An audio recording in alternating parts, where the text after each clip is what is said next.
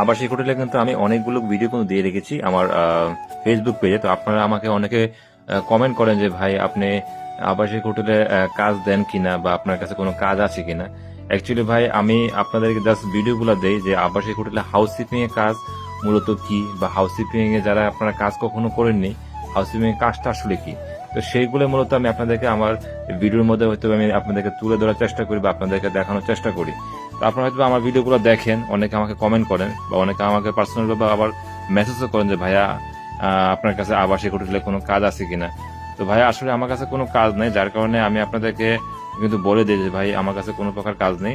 তো আপনারা অনেকে জানেন যে বর্তমানে আবাসিক হোটেলগুলোর মধ্যে কিন্তু আপনার যে হাউসকিপিং এ যারা কাজ করে থাকে তাদের কিন্তু আপনার যেই কাজগুলো হচ্ছে মূলত যে আপনার হাজিদের যে থাকার রুমে যে বেডগুলো থাকে সেই বেডে আপনার কিভাবে একটা বেড টোটালি কমপ্লিট